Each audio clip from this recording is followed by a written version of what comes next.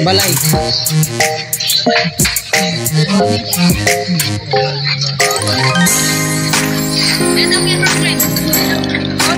Ang galing dari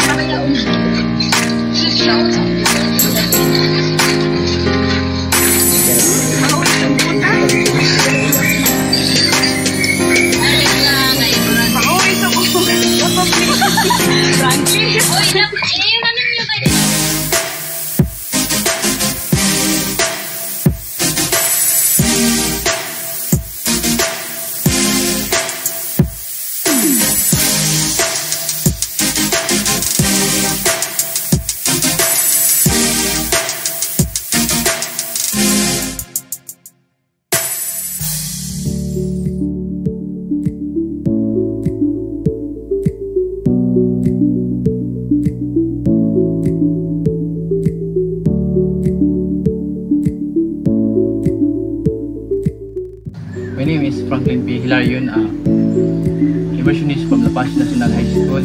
Ang ako diri is to find out or to learn to know what is here in Sipag ko nga wala sa amo ug kini mabutang sa muna ug kini ma-apply pud namo sa mo ang paguli to become a successful immersionist in here Sipag ko. Ang ako din na learn diri is kung yun sa pag-amuma ang tanong kung yun sa pod nila ang kung yun sa nila pag care sa maong kalikasan o nga kini dili nato angay abusuhan nga para makahatag kini og maayong benepisyo sa atong tanan o kini nga ako nangabalan diri sa Sipag ko kini usab ma-apply ma-ambit na ko sa uban to share ma-share na ko sa uban nga kini usab nga akong nabalaan diri nga mapakinabangan ug kini naikahatag nga maayong benepisyo sa uban kundi di lang sa ako kundi usab sa tanan. Nagpasalamat pud ko diri kay diri na ako nakatunan ang mga angay buhaton nga naikahatag nga maong benepisyo sa atoa.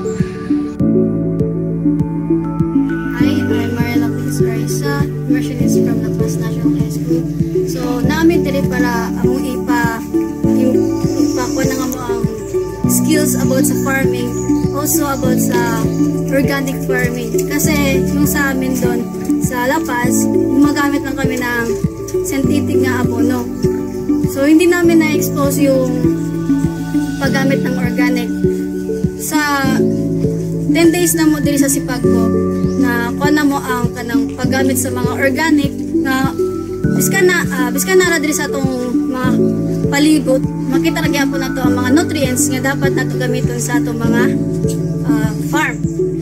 Samot na sa atong vegetable nga di lang plant nga to ang kuha ng yang nutrients kundi pati ang soil na to.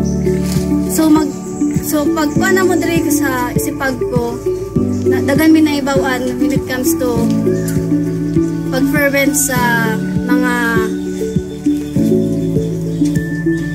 makita ka din nato sa ato ang palibot.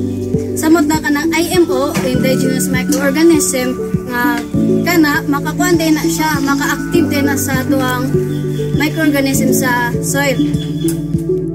Kung akong i-rate akong kagalingan sa 1 to 10, akong makakuan 8 kasi dagan jud ko'y matun-an diri sa sipag ko. Dagay na mo tanga sa mo ang anong diri man sa sipag ko nga na may di sa lapas. Ako anak mi nga diri sa sipag ko kabalo ko nga dagan mi matun-an. Dagan jud mi matun-an. Tanawa karon. Ang amurag yung kuan sa among skills is kanang maggamit ra gyud mi og synthetic nga abono. Mora gyud na. So mi kabalo ka kanang eggshell day sa kanang eggshell magamit po day na sa ato ang farm or sa ato ang vegetables. Kana pong fish samo ginalabay lang pero diri ginaipon para mabuhat og FAA o fish amino acid. I'm very thankful kay diri mi sa sipag ko ni abot. This is our biggest achievement kasi dagan mi matun-an diri sa sipag ko when it comes to organic farming. Wala na natun-an namo sa school, sa home, sa barangay, even sa munisipyo namo. Wala mi kabalo nga kanang mga magitan din diri sa ato ang palibot magamit po din nas. Tapos ang kani akong natun-an diri sa pag ko ako ning mahatag sa uban ug ako ma-share sa uban. Thank you. Marijon Rasema Dalokibo. Salamat sa sinasing na pagkawag mo na aming dito si Pagko.